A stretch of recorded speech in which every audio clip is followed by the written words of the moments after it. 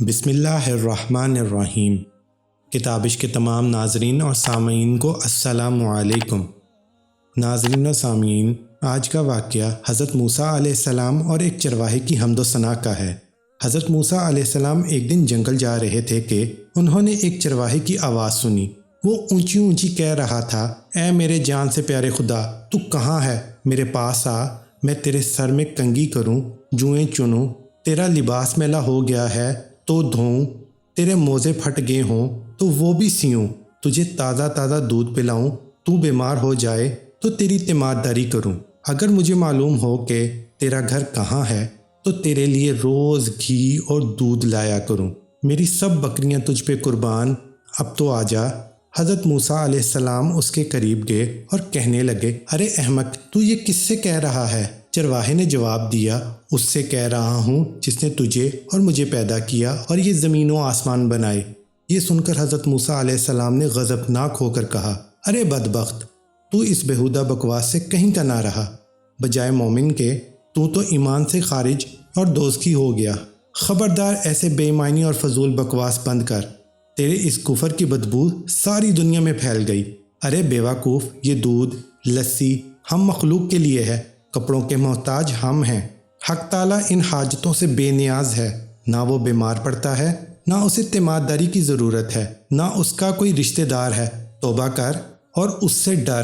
حضرت موسیٰ علیہ السلام کے غیظ و غضب سے بھرے ہوئے یہ الفاظ سن کر چرواہے کے اوسان خطا ہو گئے اور وہ خوف سے تھر تھر کانپنے لگا، چہرہ زرد پڑ گیا اور بولا، اے خدا کے جلیل القدر نبی، آپ نے ایسی بات کہی کہ میرا منہ ہمیشہ کے لیے بند ہو گیا اور مارے ندامت کے میری جان ہلاکت میں پڑ گئی۔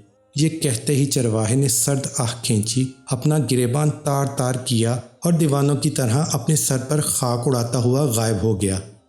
حضرت موسیٰ علیہ السلام حق تعالیٰ سے ہم کلام ہونے کے لیے کوہ طور پر گئے تو خدا نے فرمایا، اے موسیٰ، تم نے ہمارے بندے کو ہم سے جدا کیوں کیا؟ تم دنیا میں جدائی کے لیے آئے ہو یا ملاپ کے لیے؟ خبردار، اس کام میں احتیاط رکھو۔ ہم نے اپنی مخلوق میں ہر شخص کی فطرت الگ الگ بنائی ہے اور ہر فرد کو دوسرے سے جدا عقل بخشی ہے۔ جو بات ایک کے حق میں اچھی ہے وہ دوسرے کے لیے بری ہے۔ ایک کے حق میں تریاق کا اثر رکھتی ہے، وہی دوسرے کے حق میں زہر کا۔ ایک کے حق میں نور اور دوسرے کے حق میں نار۔ ہماری ذات پاکی اور ناپاکی سے مبرا ہے۔ اے موسیٰ، یہ مخلوق ہم نے اس لیے پیدا نہیں فرمائی کہ اس سے ہماری ذات کو کوئی فائدہ پہنچے۔ اسے پیدا کرنے کا مقصد یہ ہے کہ ہم اس پر اپنے کمالات کی بارش کریں۔ جو شخص جس زبان میں ہماری حمد و ثنا کرتا ہے، اس سے ہماری ذات میں کوئی کمی بیشی واقع نہیں ہوتی۔ مداح کرنے والا خود ہی پاک ہوتا ہے۔ ہم کسی کے قول اور ظاہر پر نگاہ نہیں رکھتے، ہم تو باطن اور حال دیکھتے ہیں۔ اے موسیٰ، خردمندوں کے آداب اور ہیں، دل جلوں اور جانہاروں کے آداب اور۔ حضرت موسیٰ علیہ السلام نے جب خدا کا یہ عتاب آمیز خطاب سنا تو سخت پشیمان ہوئے اور بارگاہ الہی میں نہایت ندامت اور شرمساری سے معافی مانگی۔ پھر اسی اضطراب اور بے چینی میں اس چرواہے کو ڈھونڈنے جنگل میں گئے۔ صحرا اور بیابان کی خاک چھان ماری، چرواہے کا کہیں پتہ نہ چلا۔ اس قدر چلے کہ پیروں میں چھالے پڑ گئے، لیکن تلاش جاری رکھی۔ آخر آپ اسے پا لینے میں کامیاب ہوئے۔ چرواہے نے انہیں دیکھ کر کہا، اے موسیٰ، اب مجھ سے کیا خطا ہوئی کہ یہاں بھی آ پہنچے؟ حضرت موسیٰ نے جواب دیا، اے چرواہے، میں تجھے مبارکباد دینے آیا ہوں۔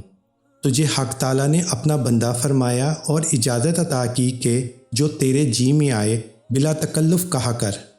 تجھے کسی ادب و آداب، قاعدے ضابطے کی ضرورت نہیں۔ تیرا کفر اصل دین ہے اور تیرا دین نور جاں۔ تجھے سب کچھ معاف ہے، بلکہ تیرے صدقے میں تمام دنیا کی حفاظت ہوتی ہے۔ چرواہے نے آنکھوں میں آنسو بھر کے کہا، اے پیغمبر خدا، اب میں ان باتوں کے قابل ہی کہاں رہا ہوں کہ کچھ کہوں۔ میرے دل کا خون ہو چکا ہے، اب میری منزل بہت آگے ہے۔ آپ نے ایسی ضرب لگائی کہ ہزاروں لاکھوں سال کی راہ طے کر چکا ہوں۔ میرا حال بیان کے قابل نہیں، اور یہ جو کچھ میں کہہ رہا ہوں اسے بھی میرا احوال مت جان۔